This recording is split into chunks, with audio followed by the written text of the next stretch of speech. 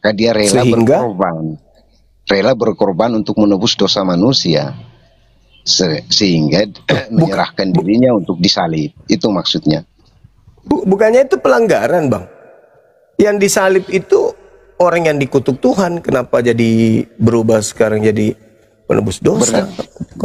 Ya Hadi, ya Bashir, ya Tabibi, Nabi Allah, khairul khalqi jami'an, lahu a'la manasibi wal marati, salatullahi subhanallah.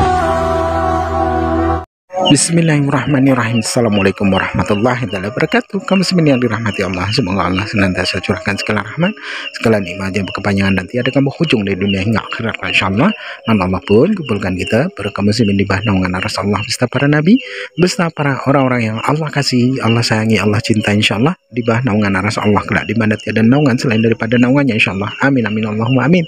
Kaum muslimin, pada kesempatan malam hari ini saya akan bahas sebuah video, di mana video ini mengisahkan tentang bagaimana perdebatan Akizuma yang dimana Akizuma atrek untuk kali ini ya, beliau karena lawan depannya tidak ada perlawanan, lemah ya. Kalau lawan depannya lemah itu juga kita malas gitu ya, karena tidak ada perlawanan gitu, jadi kok tidak nyambung juga malas juga gitu. Baik kaum muslimin, demikian videonya. Coba mau narasi Gurunda. Ada beliau John. Silakan. Dia mau menyimak dulu katanya. Silakan Gurunda kalau mau. Saya kasih tema dulu. Dipancip Pak ya Pak bicara. Gitu. Iya, Mbak. Karo sudah turun kan, Mbak Karo sudah turun. Tinggal Bang John ini. Oh ya? Iya, enggak ada yang ribu-ribu. Karolnya udah kembali ke asalnya, pohon. Iya, beliau ini Katolik, John Cena.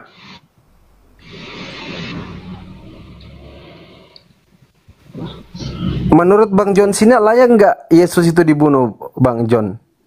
Layak nggak? Ya, bukan dibunuh, disalib. Kalau menurut iman saya. Ya, layak nggak disalib Yesus ini, menurut Bang John? Ya, kalau menurut agama saya, keyakinan saya itu layak karena untuk menebus dosa manusia. Tapi kata Elohim nggak boleh dibunuh orang benar. Nggak boleh dibunuh. Jadi Kristen mengatakan, iya, orang Kristen mengatakan layak, tapi Tuhan pencipta langit dan bumi mengatakan jangan. Jadi yang mana yang betul kira-kira ini? Kelayakan menurut agama saudara atau kelayakannya menurut Tuhan? Jangan bunuh Yesus. Yesus itu Keluaran 23 nomor 7. Ya, Yesus. Gimana, Bang? Yesus itu kalau menurut iman saya atau keyakinan saya itu kan firman dari Allah Bapa di surga yang lahir ke bumi ini berupa manusia, karena Allah Bapa melihat umatnya di dunia ini sudah kebanyakan dosa, maka diutuslah firman itu atau anaknya, kalau menurut keyakinan saya anaknya, putra tunggalnya, untuk menebus dosa manusia. Itu kalau keyakinan saya. Nebus dosa manusia? Ya. Kenapa polanya berbeda dengan hukum-hukumnya yang datang bertentangan malah? Jangan kau membunuh orang yang benar, jangan kau membunuh orang yang tidak bersalah, sebab aku Tuhan tidak akan membenarkan orang yang bersalah. Kok sekarang kebalik? Orang benar dibunuh untuk orang yang bersalah. Dari mana polanya itu, Bang? Itu Kok karena bertentangan dengan firman Tuhan? Gini Bang, itu karena besar cinta kasihnya Tuhan kepada umat manusia, maka rela mengorbankan dirinya, Bang. Hah? Apa sih? Maksudnya Tuhan bunuh diri gitu untuk dosa-dosa Kristen? Bukan maksudnya seperti itu, maksudnya gini, cinta kasihnya Tuhan ke umat manusianya itu sangat besar. Maka dia rela berkorban untuk menebus dosa manusia, sehingga menyerahkan dirinya untuk disalib. Itu maksudnya. Bukannya itu pelanggaran, Bang? Yang disalib itu orang yang dikutuk Tuhan, kenapa jadi berubah sekarang jadi penebus dosa? Berdasarkan dalil yang mana, Bang? Bahwa yang disalib itu orang yang dikutuk Tuhan.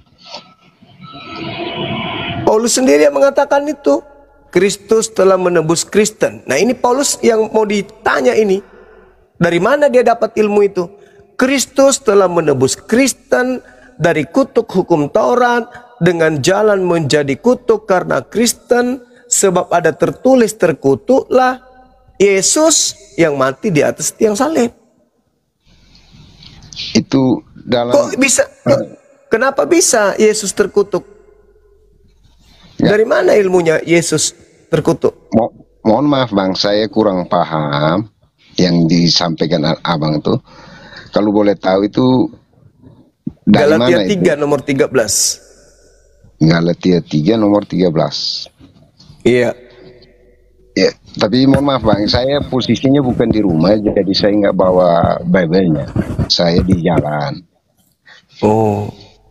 Ya, jadi saya nanti saya akan baca dulu itu Galatia 3. Nanti Nomor 3. kalau Abang Nomor 13. umumnya di ini lagi, aku gabung lagi nanti aku. Oke, baik Bang, baik. Jadi itu jadi PR nanti aku baca. Siap. Oke, Dinda Alip monitor. Monitor Gurunda. Masih kuat? Siap. Oke. Saya bikin kopi dulu. Siap Gurunda. Campur masak, silakan. Siap. Sambil saya monitor ya. Lanjut. Siap. Ya, ini pembahasan yang menarik seharian ini full juga tadi diteruskan Gurunda, mantap ini.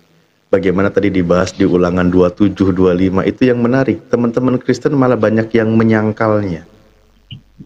Teman-teman Kristen banyak yang menyangkalnya gitu. Coba di sini ada satu lagi nih. AFS ini monitor dari Kristen apa dari Islam? Iya, beliau Kristen. Silakan Bang Efren. Kristen ya. Ya, salam. Oke. Kita orang Kristen. Siap. Oh, mantap. Gitu dong. Bangga. Oke. Kita mulai lagi ya. Ini teman-teman Kristen kita bahas ya. Nanti nggak apa-apa Bang John Cena, ya pemain ini Smackdown. Nanti kita bisa lihatkan. Tenang, Anda tidak perlu bingung untuk tidak bawa kitabnya, karena kita di sini akan kita sambil tampilkan juga isi ayatnya kan gitu. Isi kitab Anda ya. Baik, kita bahas dari Ulangan 27 nomor 25 yang tadi sudah sempat dibahas. Karena di sini seluruh bangsa harus berkata amin. Seluruh bangsa harus berkata amin. Kan gitu ya. Nah, kita buka nih. Terkutuk orang yang menerima suap untuk membunuh seseorang yang tidak bersalah. Dan seluruh bangsa harus berkata amin. Di sini teman-teman Kristen setuju ya? Cek, Pak John, Pak FS. Ya, dibuka mute-nya, Pak John sama Pak FS, dibuka mute-nya. Jadi kita tidak ada alasan untuk tidak ada kitabnya gitu loh. Ini kitabnya Kristen juga kok. Silakan mikrofonnya dibuka Bang. Bang John sama Bang FS. Kayak mana lah? Oke. Salam. Kita tanggapi dengan yang tertulis terkutuk orang yang menerima suap untuk membunuh seorang yang tidak bersalah. Ya, Anda Artinya setuju dengan situ, ayat Bang. ini ya? Anda setuju dengan ayat Artinya ini? itu, Bang. Ya, biar dikerjakan. Artinya Bang. Maksudnya gini Bang. Siapa dulu? Abang John dulu Jangan atau sibuk. aku Bang? Coba giliran, yang mana yang mau jawab ini? Jangan bertengkar. Ini setuju kan? Silakan Bang, yang Kristen tadi itu yang mana Bang? Yang Kristen tadi itu yang mana? Yang makan babi Bang, yang makan babi. Karena yang Muslim gak ada yang makan babi. Oke. Saudara John dulu, Saudara John. Ya, boleh. Ya. Gini Bang, kita nggak bisa memahami konteks Alkitab itu cuma dalam satu ayat. Sekurang-kurangnya itu banyak harus ayatnya. baca dari ayat yang pertama sampai yang terakhir baru kita memahami konteksnya. Di gereja aja belum tentu kayak gitu. Apalagi di Komal gini, ngabisin waktu nanti. Kasihan yang menyimak kuotanya yang ada sekarang, repot nggak dapat poinnya. Tapi kalau nggak di sini dikatakan, Bang, nggak ini loh. Di sini tentang membahas tentang hukum-hukum atau perbuatan-perbuatan yang dikutuk oleh Tuhan. Contoh saya kasih ke atas. Di sini dikatakan, terkutuklah orang yang tidur dengan mertuanya perempuan dan seluruh bangsa itu harus berkata amin. Nah ini terkutuk nih yang dikutuk oleh Tuhan. Terkutuklah orang yang membunuh sesamanya manusia dengan tersembunyi dan seluruh bangsa itu haruslah berkata amin. Kan gitu. Ini hukum Tuhan, Bang. Berikutnya, terkutuklah orang yang menerima suap untuk membunuh seseorang yang tidak bersalah dan seluruh bangsa itu harus berkata amin.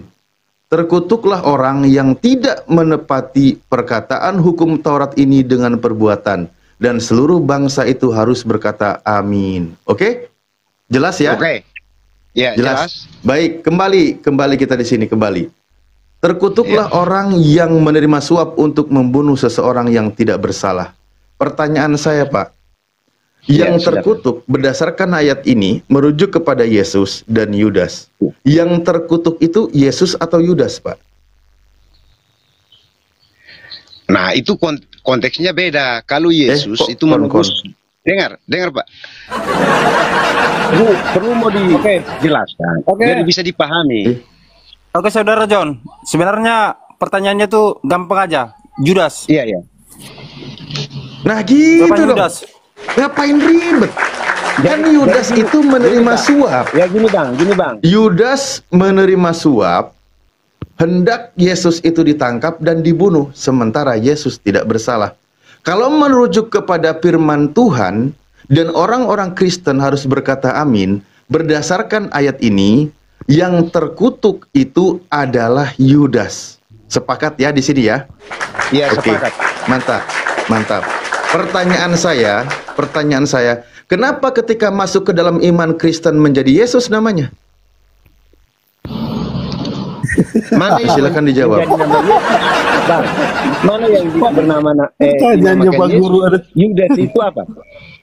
Loh, masuk di dalam iman Kristen berdasarkan pengajaran bapaknya yang bernama Paulus, Yesuslah yang mati terkutuk digantung pada kayu salib. Padahal di sini kita sudah sepakat dan sepaket bahwa di sini yang terkutuk itu adalah Yudas berdasarkan firman Tuhan. Iya, benar. Iya, kenapa tiba-tiba masuk ke dalam iman Kristen menjadi Yesus namanya? Itu pertanyaan kami. Beda Bang, itu beda Pak. Ya, betul, kenapa jadi beda? Itu yang kami pertanyakan. Teman Kristen tugasnya menjawab, kenapa jadi beda? Nah, benar Pak, tapi Bapak tidak bisa memaksakan kehendak bahwa Bapak itu benar. Saya tidak maksa. Ya, di sini kan kita mau diskusi. Perlu kami jelaskan atau enggak? Ya jelaskan, justru kami lagi nanya, Bapak jelaskan gimana sih? Ya, nah kenapa dijelaskan? Nggak bisa diam untuk mendengar. Entah salah atau benarnya, silahkan Anda yang menilai, tetapi itulah keyakinan saya. Oke, Saudara Alip, begini konteksnya dalam tertulis yang dalam Alkitab. Itu bukan Pak John baru bicara Pak AFS malah dipotong lagi. Kalian itu selau aja selau. Kalian itu punya bapak namanya Paulus. Gunakan dalilnya, aman kok. Kita kan menyambungkan pembicaranya Saudara John. Biar mengerti. Biar langsung clear pembicaraan ini. Udah Saudara? Ya. Alip? Ya silakan Pak. Begini Saudara Alip, itu konteksnya benar Yang terkutuk, yang menerima suap, membunuh seseorang adalah bukan Yesus, tapi Yudas. yaitu Judas. Judas. Ya, ingat tadi pertanyaan kami, masih ingat Pak? Kenapa tiba-tiba masuk ke dalam agama Kristen berubah menjadi Yesus namanya? Itu pertanyaan kami. Kenapa? Itu lain cerita konteksnya dengan tertulis. Yang sebenarnya Judasnya. Iya, dijawab kenapa? Biar Saudara Alif, begini ya ceritanya. Siap, Komandan. Kalau dibilang di tertulis, yang tertera Judas. Jadi jangan ada konsepnya ke Yesus. Udah? Loh, iya, Itu kan di sini merujuk kepada ayat ini Bang AFS, yang menerima suap itu kan Yudas. Yang hendak dibunuh Iya. itu kan Yesus. Nah, kenapa? Iya. Kenapa masuk ke dalam agama Kristen jadi berubah namanya menjadi Yesus yang terkutuk? Itu pertanyaan kami dari tadi. Kenapa jadi berubah seperti ini? Kenapa berubah seperti itu? Yang terkutuk kan orang yang menerima suap, bukan yang Ada terkutuk mikir. yang salib. Ya, gimana, Pak? Saudara Arif bisa logik nggak? Siap. Yang terkutuk kan orang yang menerima suap, bukan yang terkutuk yang disalib. Lah iya, terkutuk. Logik Ini nggak, kan Saudara Tuhan Arif? mengutuk kan? Tuhan mengutuk kan di sini. Yang Iya. dikutuk oleh Tuhan itu yang menerima suap, bukan yang mau dibunuh karena orang itu tidak bersalah, kan gitu. Iya. Benar. Sekali lagi pertanyaan saya, kenapa ketika masuk agama Kristen berubah menjadi Yesus? Itu pertanyaanku. Paham nggak sih sebenarnya? Pertanyaannya Tidak ada sederhana. berubah, tidak ada berubah, saudara Arif, tidak ada berubah. Pembicaraan yang terkutuk itu, siapa yang membilangkannya itu? Ada nggak Tuhan tertulis? Loh, orang yang dikutuk, orang yang disalib itu dikutuk oleh Tuhan, Pak. Iya, yang terkutuklah orang menerima. Siapa yang membilangkan itu? Ada Tuhan nggak? Loh, Tuhanlah, terkutuklah orang yang menerima suap untuk membunuh Pembicaranya ada nggak seseorang. Tuhan situ, tulisannya. Saudara Alif, ada Ya, nggak di sini pembicaranya yang Tuhan? terkutuk itu, aduh kok jadi macet. Di sini yang terkutuk itu yang menerima suap atau orang yang tidak bersalah yang hendak dibunuh. Iya, yang bersalah itu Judas. Yang berbicara itu siapa? Ada Tuhan nggak? Ya, nah iya, karena ini firman Tuhan, Pak. Ini firman Tuhan. Makanya tadi Iya, pertanyaan saudara saya, enggak, ini pertanyaannya loh, Pak. Yang perlu Bapak tanggapi itu pertanyaan saya, ya kan? Pertanyaan saya, kenapa tiba-tiba masuk dalam imannya Kristen diganti namanya menjadi Yesus yang terkutuk? Tidak ada terkutuk Yesus itu. Lah Tahu, ini loh, saudara ini nih ayatnya nih. Kristus telah menebus kita dari kutuk hukum jalan menjadi kutuk karena kita. Sebab ada tertulis, terkutuklah orang yang digantung pada kayu salib. Yesus Kristus telah membuat ini. Yesus. Ketika masuk ke dalam imannya Kristen, berdasarkan pengajaran rasulnya bernama Paulus yang menuhankan Yesus, yang mengutuk Yesus digantung di kayu salib. Itu pertanyaan Itu tertulis, saya. terkutuklah orang yang digantung pada kayu salib. Nah, Yang siapa yang artinya digantung di kayu salib di digantungkan sini? pada kayu salib, paham nggak? Terkutuk orang yang digantungkan pada kayu salib. Artinya Betul, situ, paham saudara banget. Salib, dengar dulu, saudara Salib. Maksudnya ayat, yang ya. terkutuklah orang yang di kayu salib, katanya situ, yang membuat orang disalibkan ya Yesus, itulah yang dikutuk. Siapa yang dikutuk itu? Kristus telah, coba Anda baca deh. Kristus telah menebus kita dari kutuk hukum Taurat dengan jalan menjadi kutuk karena kita. Sebab ada tertulis, terkutuklah orang yang digantung pada kayu salib. Yesus Kristus telah membuat ini. Menurut ajaran Paulus, Yesus ini terkutuk, digantung di kayu salib. Oke? Menurut ajaran Paulus yang menjadi cikal bakal ajaran Kristen. Ya, ajaran Kristen nih. Sementara ajaran Tuhannya Yesus berkata, terkutuklah orang yang menerima suap. yaitu Yudas. Makanya saya bilang tadi, ajaran Bani Israel, ajaran-ajaran Yesus mengajarkan bahwa merujuk kepada kasus Yudas dan Yesus, yang terkutuk di situ adalah Yudas. Kenapa tiba-tiba masuk dalam agama Kristen berubah menjadi Yesus? Tolong Anda jawab di sini. Udah aku bilang tadi saudara Alif, bukan ada terkutuk Yesus disalib. Yang terkutuk orang yang menyalibkan Yesus. Loh, bukan orang yang menyalibkan. Terkutuklah orang yang digantung, bukan orang yang menggantung. Ini gimana sih? Kalau terkutuklah orang yang menggantung Yesus, iya berarti orang yang menyalibkan. Tapi orang yang digantung. Kenapa Anda rubah-rubah ayat Anda? Anda ini Kristen apa bukan, Pak? Anda ini Kristen atau bukan? Saya Kristen. Lah kalau Anda Kristen harus percaya dong ajaran Paulusnya. Saya Kristen Protestan, saya tidak percaya dengan Paulus. Waduh. Ya sudah.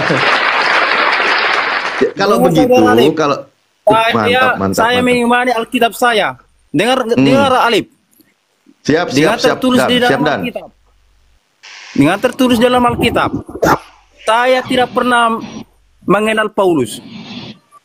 Karena tertulis dalam Paulus banyak pembicaraannya situ. Udah? Oh iya.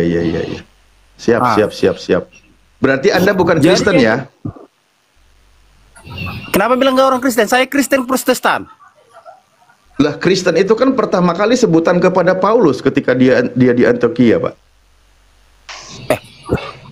Kristen pertama di mana? Pertama kali Paulus disebut Kristen ketika dia berada di Antioquia. Sudah lama Kristen ada. Kristianos. Iya, ketika Paulus mengajar di Antioquia. Oke lah, kita nggak usah polemikan lagi. Ini bukan temanya. Kembali. Tadi Anda sendiri tidak menerima surat-surat Paulus, betul ya? Iya. Saya hargai itu. Karena Anda tidak setuju kalau Yesus itu mati dengan cara terkutuk, betul? Iya. Oke. Maka yang harus disetujui adalah Yudas lah yang terkutuk, betul? Iya, betul. Oke. Ya sudah, selesai sama Pak FS. Bahwa yang terkutuk itu adalah Yudas. Kenapa? Karena dia yang menerima suap, bukan Yesus. Artinya Yesus tidak disalib. Ya, silakan Pak John. Kita hargai kepercayaan Pak FS. Mantap ini. Kalau nggak berbelit-belit kan kita cepat kelar diskusinya. Kasih tepuk tangan dulu untuk Pak FS. Pak AF, memang ya. Saya maafkan, walaupun belum lebaran. Saya Katolik. Oh iya. Kalau menurut pemahaman saya dalam isi yang dibacakan tadi, ya memang yang terkutuk itu adalah orang yang bersalah. Betul. Kalau ajaran kitabnya para nabi di sini, kitabnya Nabi Musa, benar, contoh ulangan. Orang yang bersalah. Namun kalau berkaitan dengan Yesus, itu bukan dia bersalah. Namun, iya makanya Yesus jangan dikutuk kan? Bukan dikutuk, dia itu disalib karena saking cinta kasihnya terhadap umat manusia yang banyak berbuat dosa. Kok gitu? Rela menyerahkan dirinya. Mas, sebentar Pak John. Maksud Anda di sini Yesus lagi membuktikan kasihnya kepada Yudas gitu? Bukan cuman kepada Yudas, kepada umat. Macam mana pula Bapak ini? Justru Yesus sendiri mengatakan Yudas ini adalah pengkhianat karena iblis merasuki Yudas. Benar. Karena Yudas itulah yang memberitahu bahwa keberadaan Yesus itu di mana. Nah, itu. Maka Yudaslah yang terkutuk kan gitu, Pak? Iya, benar. Iya. Nah, pertanyaan saya sama Pak John, kenapa malah jadi Yesus ketika masuk agama keyakinan Anda? Nah, pertanyaannya itu yang saya juga mau balik bertanya. Maksudnya itu balik ke Yesus itu kayak gimana? Tolong dijelaskan. Berdasar, wah belum paham dia. Pak FS udah paham. Makanya dia tidak setuju dengan ajaran Yesusnya. Kok jadi balik? Oke, saya ulang kalau gitu ya. Saya ulang. Berdasarkan firman Tuhan. Gini Pak, sabar. Saya paham. Gimana? Tapi itu seolah-olah Pak mengarahkan bahwa Yesus itu terkutuk. Lah, bukan saya, ajaran Kristen, Pak, ajaran Katolik berdasarkan pengajaran Paulus. Gimana sih? Aslinya kan Yudas, Pak. Berdasarkan firman Tuhan, Yudaslah yang terkutuk. Tapi berdasarkan pengajaran Paulus menjadi cikal bakal kekristenan, mungkin Katolik Anda maksudnya, Pak, di sana, bahwa Yesuslah yang terkutuk. Ini kenapa ganti nama? Kenapa ganti orang ini di sini? Namanya diganti gitu. Itu yang dikatakan Yesuslah yang terkutuk itu dalam surat yang mana itu, Pak? Galatia 3 nomor 13. Paulus menulis surat. Galatia 3 nomor 13. Ya, sudah saya tampilkan di sini. Nih. Ya, saya catat dan saya ketika udah di rumah nanti saya cariin, saya pelajari dan saya nanti akan gabung lagi di rumah. Ini roomnya Suma ya? Ustadz Suma apa itu ya? Ya, betul. Ya, nanti saya gabung lagi. Soalnya gini, posisinya saya tidak megang Alkitab di sini. Jadi sekarang saya tampilkan, Pak. Iya, ditampilkan, tapi tidak bisa kita membaca 1-2 ayat untuk memahami isi surat itu. Kita harus baca dari ayat pertama sampai baru kita bisa tahu endingnya apa. Nanti Bapak baca dari ayat pertama, satu pasal, satu kitab itu nanti di gereja aja ya? Bukan di gereja, tapi kan perlu untuk memahami. Karena sekarang saudara mengatakan hal seperti itu, kan cuma ngambil ayat sekian. Ayat berapa tadi? Ayat 13-nya atau ayat ya karena itu? Membahas Yesus dikutuk di sini, Pak. Iya, tapi... Masa membahas Yesus dikutuk, bacanya suratnya perkataan Yesus kan nggak nyambung? Iya benar, tapi dari awalnya itu apa yang diceritakan sehingga sampai di situ seperti itu. Bukan hanya ambil ayat itu saja. Kalau hanya ambil ayat itu, memang pemahaman kita seperti itu nanti. Ya udah Bapak nanti baca lagi aja kalau mau semua. Pak FS tadi sudah kelar, nggak berbelit-belit, nggak ribet. Mungkin yang lain yang mau menanggapi?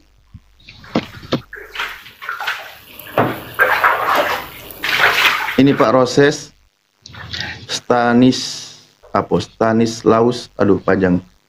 Kok agak Yunani banget namanya, susah. Ya, monitor. Kalau nggak ada yang sanggup, saya lanjut lagi sama Pak FS. Stanislaus Gapung. Ya, Stanislaus. Stanis aja ya, saya biar nggak keribetan bacanya. Oke. Ya. Nah, ada yang mau ditanggapi, Pak? Proses monitor. Terima kasih. Proses Selamat malam semua untuk kita semua. Tuhan Yesus. Selamat malam. Kita. Tuhannya Yesus memberkati. Siap. Kita. Agar Tuhannya Yesus, Pak. Ya, agar semua orang yang tidak memahami atau menerima dari kehadirannya dia di dunia sebagai sang juru selamat. Kayak di gereja kali. Ya, kiranya mereka akan menerima penebusan dosa dari terima segala kasih perbuatan yang jahat khotbah Anda malam hari ini.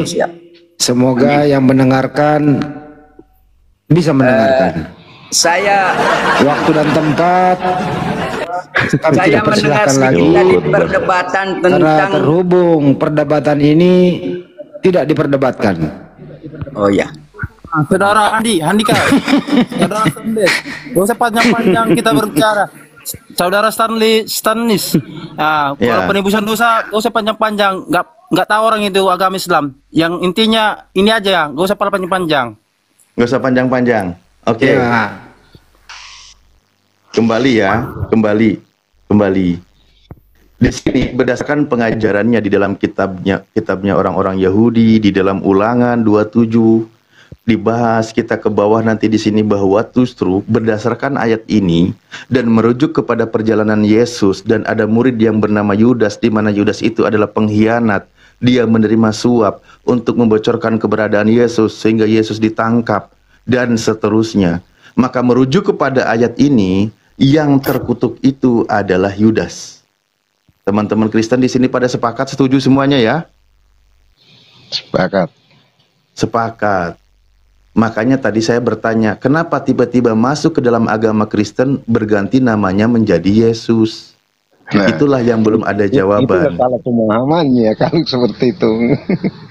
Ya, Stanis Stanis lah yang menjawab. Di antara kedua orang ini, satu ada yang menerima suap bernama Yudas, kedua ada orang yang mau dibunuh gara-gara penerima suap ini, namanya Yesus.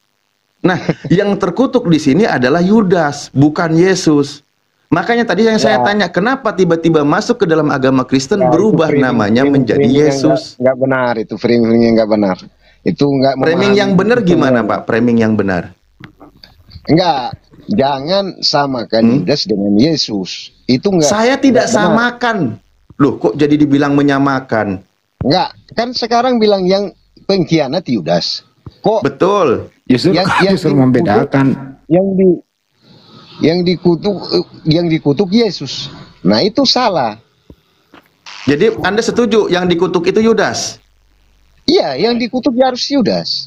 Nah, itu dia, Pak. Kenapa Paulus menulis kitab tiba di dalam Galatia yang dikutuk itu Yesus? Nah, itu yang tadi sudah dibilang. Kita nggak bisa memahami. Belum ada jawaban. Makanya Bapak jangan bicara. Kalau belum ada jawaban, kasih teman yang lain. Loh, bukan nggak ada jawaban. Kita memahami isi surat itu bukan cuma satu ayat. Gitu loh, Pak. Kita harus membacanya dari ayat pertama baru kita bisa tahu konteksnya apa. Pak, ke ayat 13 dari ayat pertama, dan ketika baca dari yang pertama ke 13 tidak akan merubah status Yesus di sini yang mati terkutuk gitu loh. Mungkin ada saudaraku Pak Stanis, silakan menjawab. Nah, itu dari tadi beliau yang mau bicara, Bapak nyambung lagi, kasihan nggak jadi. Iya. Iya, gitu maksudnya. Oke. Siap, Pak. Oke. Silakan. Pak Roses, gimana? Selamat malam. Selamat malam. Khutbahnya tadi sudah Pak Stanis ya, Bapak tinggal lanjut aja tanggapi. Aku penyembah nabi palsu yang di dalam gua itu yang nerima kitab. Ya, jadi gimana Pak kesimpulannya di sini? Anda setuju? Kesimpulannya kebanyakan minum onta, kencing onta diminum. Oh gitu, berarti ini yang nulis kitab ini kebanyakan minum kencing unta ya? Waduh, nggak beres ini yang nulis kitab ini. Ini gimana ini? Penghinaan ini Pak Roses ini sama penulis kitab ini nih. Masa orang nulis kitab kayak gini firman Tuhan katanya kebanyakan minum kencing unta? Aduh. Yang di dalam gua, yang dalam gua. Mana suaranya nggak jelas lagi? Pak Gimana Roses, Pak? kalau nggak punya modal diskusi, silakan kembali ke alamnya Pak, ganti yang lain aja. Yang minum kencing. Mantap. boleh ganti topiknya Bang. Ganti topik. Enggak. Iya, kasih tepuk Saya belum clear karena saya belum membaca surat itu. Aduh, lah ini udah kita bantu Pak tampilkan, ya nyerah ya, karena memang nggak masuk akal ketika mengimani tiba-tiba dalam ajaran Kristen berdasarkan pengajaran Paulus justru Yesuslah yang mati dengan cara terkutuk. Bahkan dia mengambil sebuah dalil, terkutuklah orang yang digantung pada kayu salib. Itu Paulus terlalu gagabah, berani mengatakan seperti itu dengan kalimat sebab ada tertulis terkutuklah orang yang digantung pada kayu salib. Dan ketika kita baca dari yang tertulis, ternyata itu merujuk kepada Ulangan 21 nomor 23, dan di situ ternyata yang mengutuk orang yang digantung di kayu salib adalah Elohim atau Bapa atau Tuhan. Jadi berdasarkan pengajaran Paulus, Yesus itu ketika dia digantung di kayu salib, dia sedang dikutuk oleh Bapa. Itu ajaran Paulus. Tapi berdasarkan ajaran Yesus, dia berkata, jikalau Elohim adalah Bapakmu, kamu akan mengasihi aku. Yesus itu dikasihi berdasarkan ajaran Bapaknya Yesus. Bagaimana sikap Bapaknya Yesus terhadap Yesus? Dia ternyata berfirman, lihatlah, itulah hambaku yang kupilih, yang kukasihi, yang kepadanya jiwaku berkenan. Sang Bapa berfirman bahwa Yesus itu hamba yang dipilih, yang dikasihi, bukan yang dikutuk. Makanya tiba-tiba masuk ajaran Kristen, Yesus itu justru mati dengan cara terkutuk dan dia dikutuk. Ini yang anehnya Pak. Sebenarnya Pak John ini udah tersiksa, udah terguncang keimanannya ini Pak John ini. Karena dia sebenarnya Pak John ini berakal, bagus, dia cerna.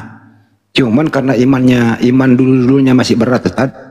Jadi masih dalam posisi keseimbangan. Ya tetap ya Pak John menjadi pengikut Yesus, tapi muliakanlah dia. Janganlah kutuk dia. Itu dulu Pak. Laporan dari Burundi. Dia Pak John ya.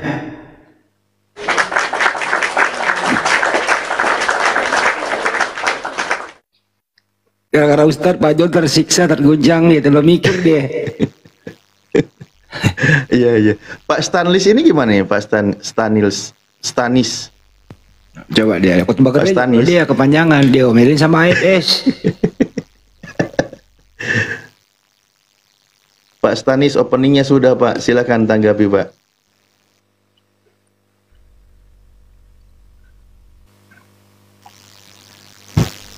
Ya inilah teman-teman ya, makanya kita temukan bagaimana perbedaan pengajaran yang dilakukan oleh Yesus dan nabi-nabi di kalangan Bani Israel. Di mana kitabnya mereka ambil, dijadikan sebagai perjanjian lama, dengan ajaran yang diajarkan oleh teman-teman Kristen, mohon maaf, yang kitabnya selalu merujuk kepada pengajaran Paulus. Di mana surat-surat Paulus sangat mendominasi keimanan Kristen. Kalau kita lihat pengajaran Yesus ketika dia masih hidup, hanya dicatat oleh 4 murid, itu pun sinoptik. Kemiripan semua, hampir sama kisahnya. Tapi Paulus menulis 13 surat ditambah 1, 14. Itu yang mempengaruhi keimanan Kristen. Bukan dominan kepada pengajaran Yesus. Di mana ketika Yesus datang, dia tidak meniadakan hukum Taurat dan kitab para nabi. Dia datang bukan untuk meniadakannya, melainkan untuk menggenapinya. Menurut Yesus, bahkan tadi diancam oleh Yesus, barang siapa yang meniadakan 1 titik pun dari hukum Taurat dan mengajarkan itu kepada orang lain, maka dia akan menduduki tempat yang paling rendah, menurut Yesus, di dalam kerajaan langit nanti, alias jadi penghuni neraka. Tapi di sini beda. Untuk teman-teman Kristen justru harus diimani bahwa hukum Taurat itu dibatalkan. Berdasarkan siapa? Paulus lah yang mengajarkan, yang menjadi bapaknya orang-orang Kristen. Kenapa sampai begitu, Bang? Itulah pertanyaan kami, orang Kristen yang menjawab. Kenapa jadi begitu? Iya, itu semua dari orang-orang ya, karena ada kelemahan seorang manusia, yaitu contoh yang kamu sampaikan tadi ini kepada Pilatus Petrus itu. Iya. Jadi sebenarnya kalau kita logika yang betul-betul berdasarkan iman percaya kepada Tuhan Yesus. Tuhan Yesus itu kok sampai disalibkan oleh penjahat atau oleh orang yang tidak percaya kealahannya. Kenapa? Apa perbuatan yang menyalahkan atau yang menyesalkan bagi banyak orang yang dia lakukan? Kan tidak ada kesalahan satupun oleh Tuhan Yesus sampai dia disalibkan oleh orang-orang yang menolak dia.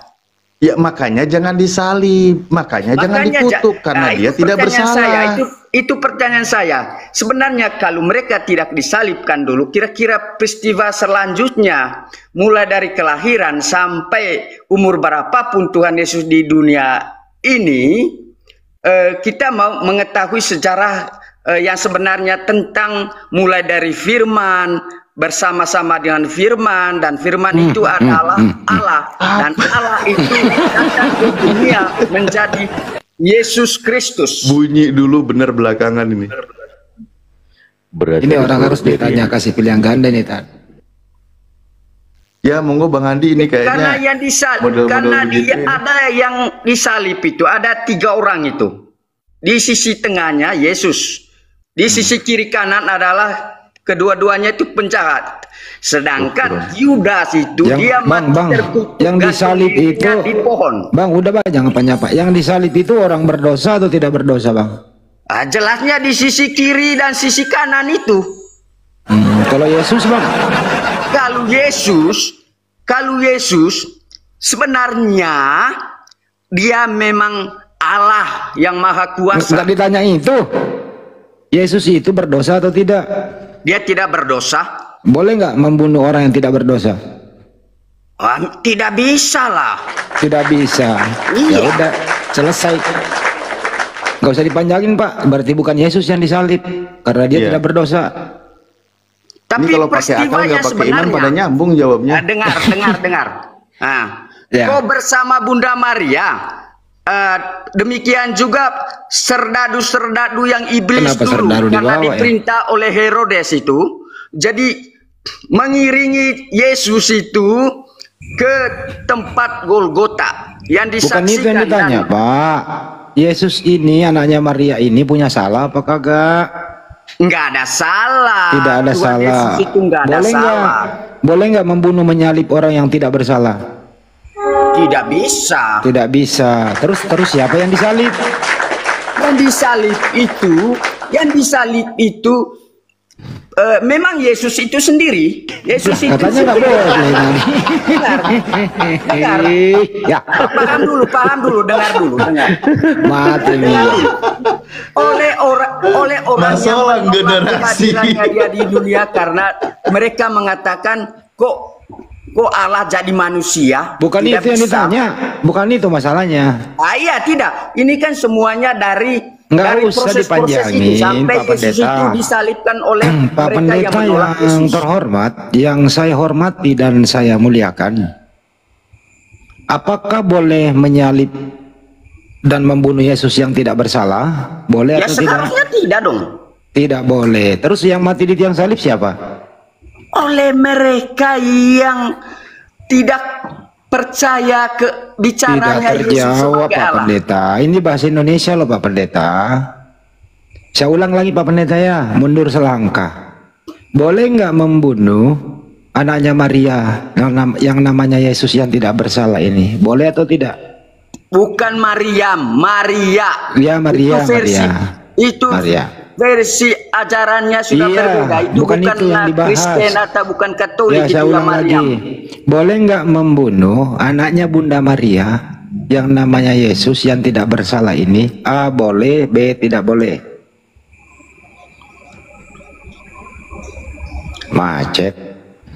Ya, sebenarnya tidak boleh. Sebenarnya tidak boleh. Baik, cukup. Sebenarnya Kalau tidak boleh, terus siapa yang mati di tiang salib? Iya, dari mereka itu. Siapa mereka itu?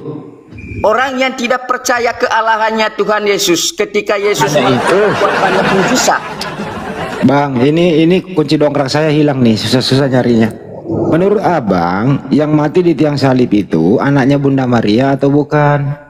Tapi ini sudah Astagfirullahaladzim. Dengar. Kunci dongkrak mana? Kunci dongkrak mana? Tar dulu. Aku cari kunci dongkrak. Saudara Handi, sabar. Menghadapi oh iya, makasih Bang Ayo guys. Ya. Iya, Bang. Maaf ya Bang. Sebelum itu terjadi semua, karena ada penolakan terhadap dia sudah ungkapkan sebelum itu terjadi bahwa dia bangkit pada hari ketiga. Buru-buru dibangkitin anak orang, Bang. Yang mati dulu ini siapa? Orang berdosa. Iya, Yesus lah, kemanusiaannya. Jadi boleh membunuh orang yang tidak bersalah ya? Iya, tidak boleh membunuh orang yang bersalah hanya karena gimana sih? Tidak boleh sebenarnya, tidak boleh hanya tidak boleh sebenarnya. Artinya kalau tidak boleh membunuh orang yang sebenarnya berarti ada yang salah. Yesus Kristus banyak yang menolak. Ya, jadi tidak boleh sebenarnya membunuh orang yang tidak bersalah, berarti ada yang salah. Iyalah, karena dia membawa kebenaran, jalan kebenaran dan ya hidup. Udah kalau begitu yang mudah-mudah aja deh Pak, kita berdua bentar ya, 5 menit lah. Menurut Anda, anaknya Bunda Maria itu namanya siapa, Bang? Anak Bunda Maria, jadi Yesus itu sendiri yang sudah dinubuatkan oleh para nabi. Yesus itu Tuhan atau bukan Tuhan, Pak? Tuhan Allah, bukan Tuhan. dia sepenuhnya manusia, sepenuhnya Allah. Oke. Di usia berapa Yesus mulai menjadi Tuhan? Ya, bahkan mulai dari umur berapa ya? Mulai dia berjalan. Di usia berapa mulai jadi Tuhan, Pak? Mulai dia berjalan, mujizatnya. Mulai dia berjalan. Mulai dari umur berapa layaknya seperti manusia biasa seperti kita ini. Waktu disunat membedakan waktu dia disunat 8 hari belum jadi Tuhan ya?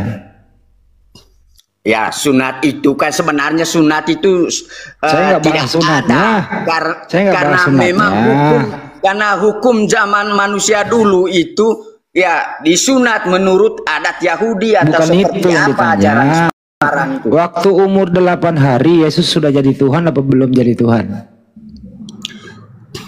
Iya, mulai dari kandungannya juga sudah dinubuatkan dan sudah diserukan oleh para malaikat di surga kok. Berarti dalam kandungan Yesus sudah jadi Tuhan. Ya sudah. Jadi Bunda Maria mengandung Tuhan. Iya, karena sudah diutus memang oleh malaikat Allah. Kok diutus? Katanya Tuhan. Hah? Bunda Maria itu kan Bunda Kudus dia. Perawan. Bunda Maria sadar gak kalau yang dikandung adalah Tuhan? Memang yang dikandungnya itu kalau tidak mendapatkan suara dari malaikat, pasti dia juga membingungkan. Karena apa? Membingungkan. Iya, tapi ketika itu disampaikan, itu seruan oleh malaikat bahwa yang dikandungnya itu adalah Mesias. Ini loh Bapak, yang dikandung Bunda Maria itu manusia atau Tuhan? Ya jelasnya kalau dia dikandung di dalam tubuh manusia itu kan manusia dong. Oh berarti Yesus waktu dalam kandungan belum jadi Tuhan, betul ya? Iya. Tapi, kalau begitu, tapi sudah disabdakan oleh Allahnya sendiri itu. Bahwa apa itu? Bahwa dia adalah Mesias melalui Bunda Maria. Bukan Tuhan. Mesias kan bukan Tuhan, Pak. Kenapa tidak? Mesias itu kan Pak. sang juru bukan selamat. Mesias itu kan sang juru selamat.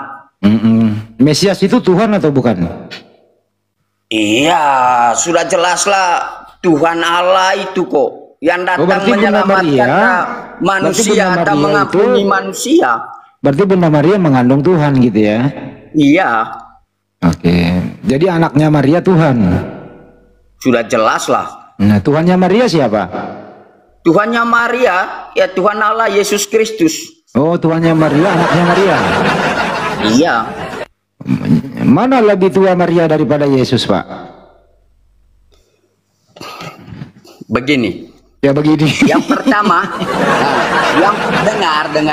Yang pertama, memang sudah Maria ada duluan dari hadirnya Tuhan Yesus yang dikandung olehnya toh.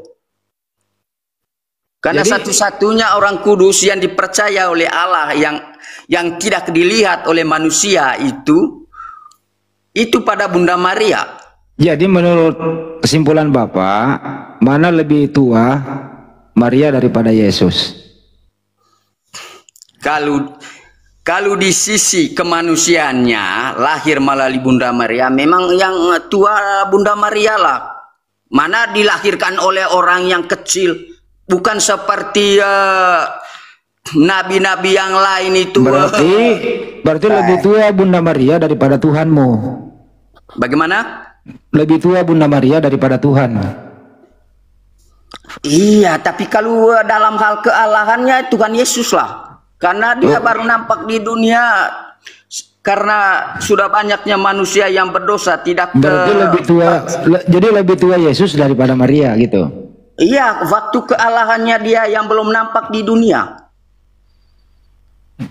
Jadi kesimpulannya Pak, yang mana lebih tua nih? Kamu ditulis.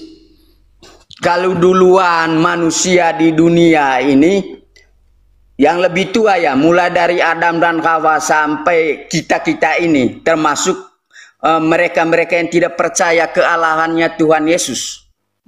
Yang menciptakan manusia siapa Pak? Tuhan Allah. Bukan Yesus.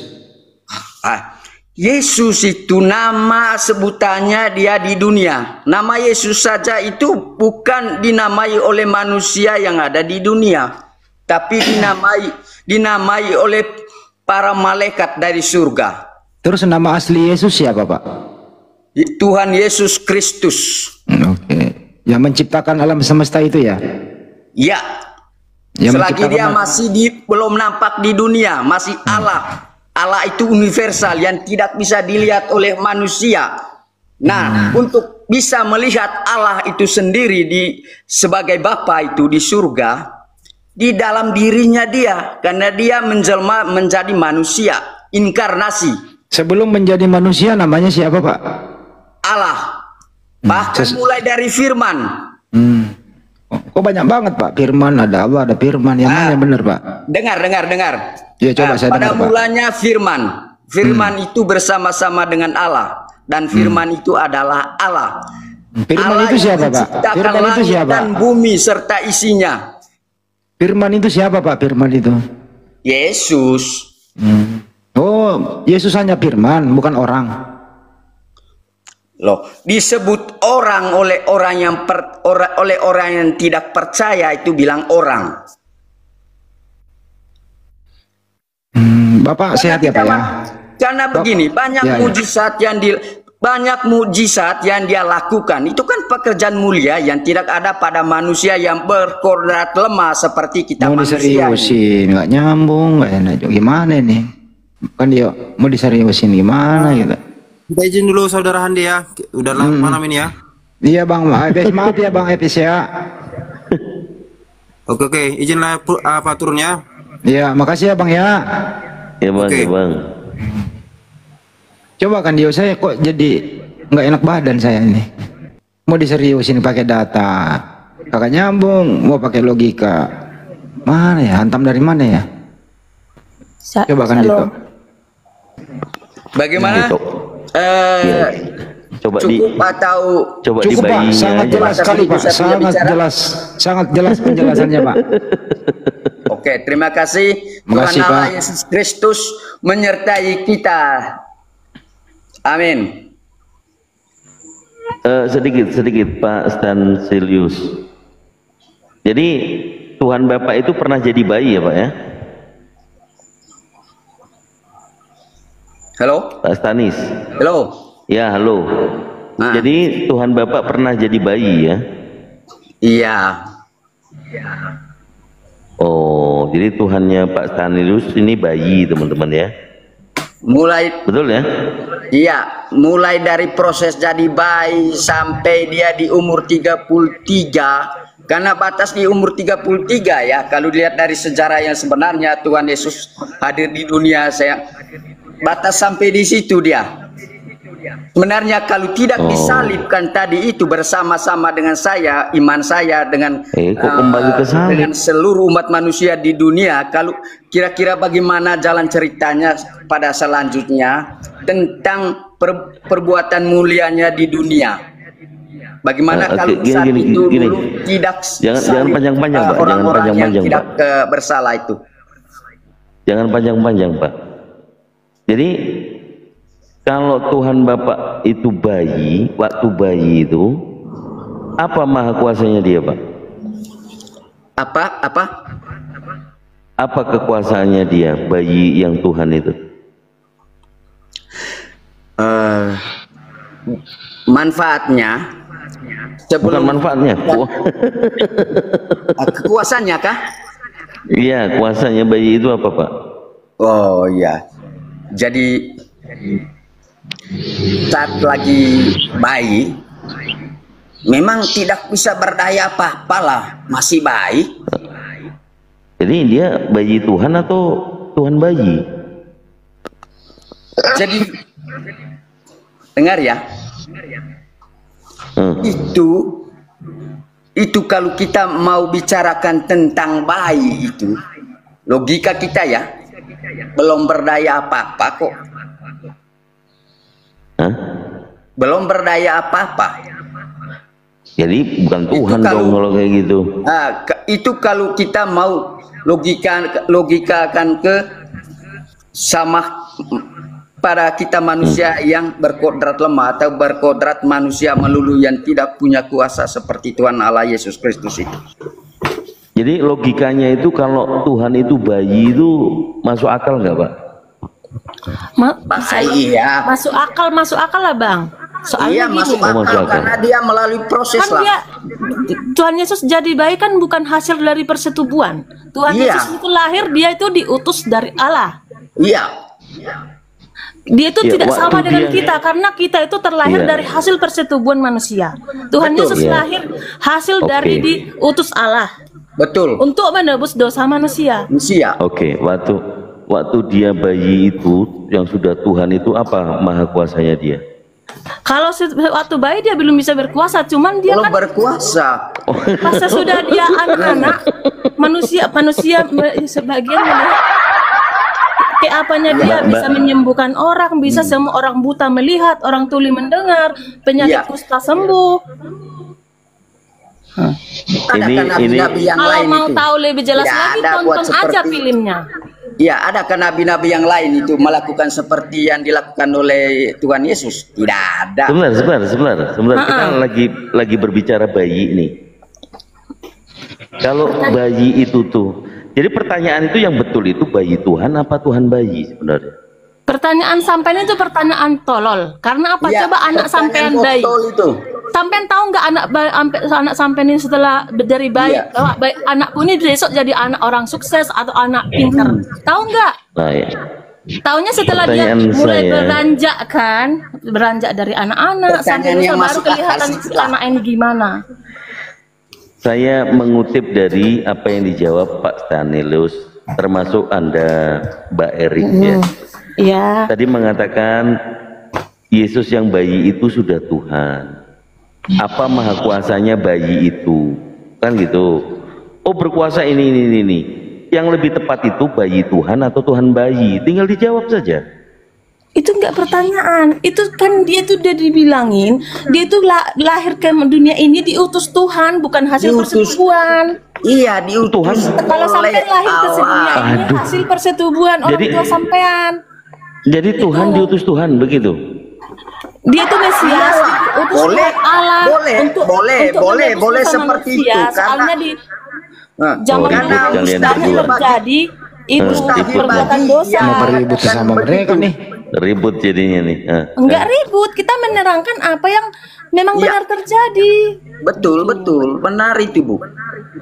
Oke, waktu dia bayi apa maha kuasanya dia? Kalau belum, apakah ada Tuhan tidak kuasa dan Tuhan itu bayi itu kuasa dan tidak maha kuasa jadi? Kalau bayi dia ada kuasanya, semua orang nanti kaget. Dia itu ada kuasanya setelah dia sudah mulai beranjak, bisa jalan apa gitu. Kalau bayi nggak ada kuasanya. Kan kalau orang dari lahir kan butuh proses pertumbuhannya gitu loh. Oh jadi waktu bayi belum jadi Tuhan dia, bahkan dia kan. Oh semenjak dia diutus sudah, tapi kan kita sebagai manusia belum tahu kalau itu Tuhan. Tapi dia setelah lahir, dia bisa melakukan mukjizat yang seperti tidak bisa kita lakukan waktu Bunda Maria, makanya kita tahu dia Tuhan. Satu pertanyaan. Maka siap bertanya kembali kepada yang Mas, Stan, sebentar saya ke Mbak dulu ya. Waktu Bunda Maria merawat bayi, siapa Tuhannya Maria? Tuhan Allah. Tuhan Allah. Bukan bayi itu. Dia itu Mesias. Inkarnasi. Makanya ada Tritunggal. Tuhan Allah, Tuhan Bapa, Anak. Enggak. Tuhannya Maria, waktu Maria punya bayi, Tuhannya Maria siapa? Tuhan Allah. Berarti anaknya Maria yang bayi bukan Tuhan. Tuhan Allah, Tuhan Yesus. Kan udah dibilang dia ini diutus Tuhan. Tuhannya Maria berapa sih? Hah? Tuhannya Maria berapa? Macet. Selamat malam, boleh saya bantu? Macet. Bang Handi, boleh saya bantu? Pak. Kami itu manusia biasa. Saya boleh bantu jawab pertanyaan itu. Ini Mbak. Inilah ribetnya kalau nggak manusia apa-apa, bantu. Di sinilah ribetnya Mbak, kalau manusia dikatakan Bang Tuhan. Handi, saya boleh bantu Mbak Eriknya nggak untuk menjawab? Boleh, silakan. Baik.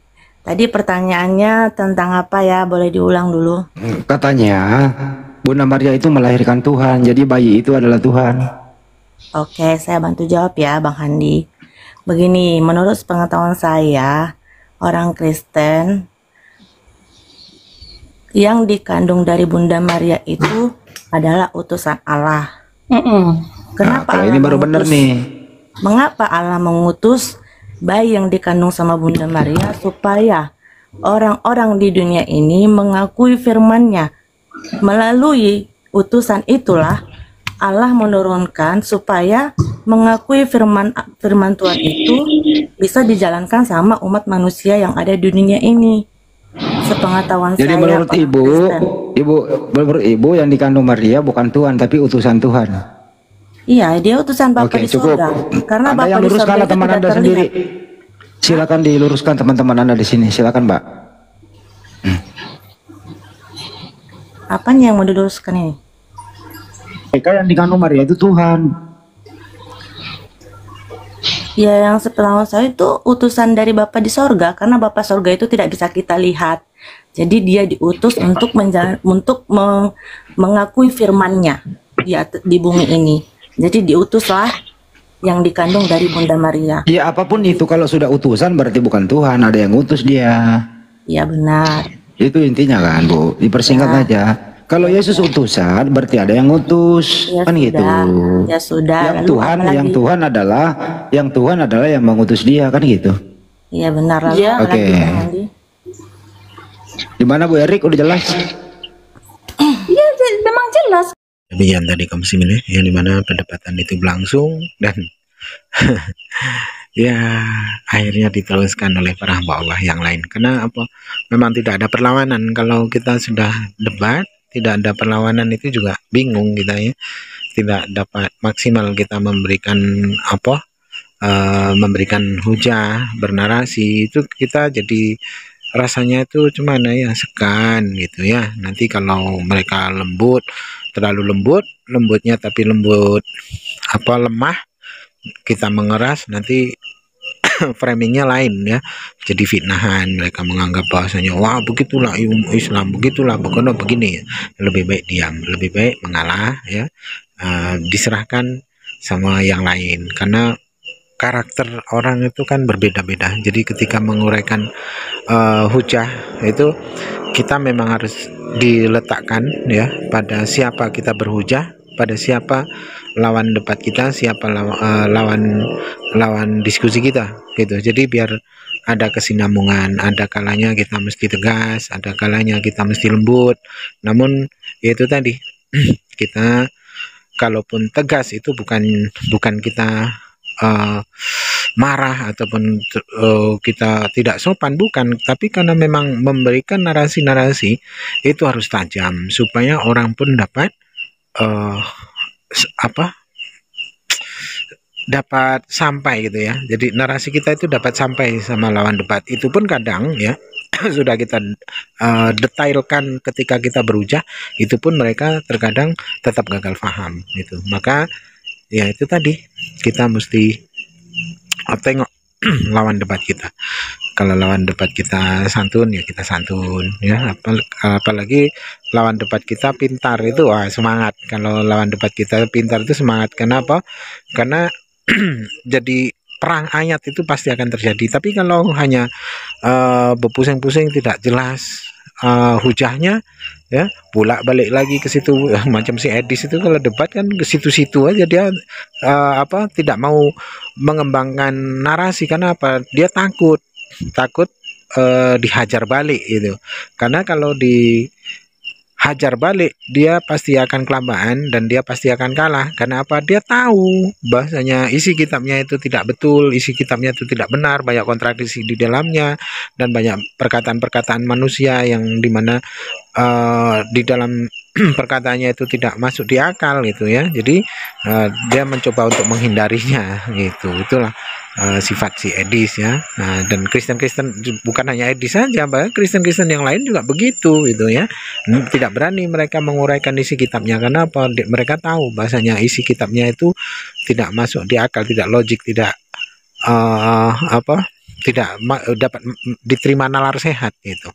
Baik kaum muslimin, mungkin hanya itu saja yang dapat saya sampaikan dan saya di sini. Wassalamualaikum warahmatullahi wabarakatuh.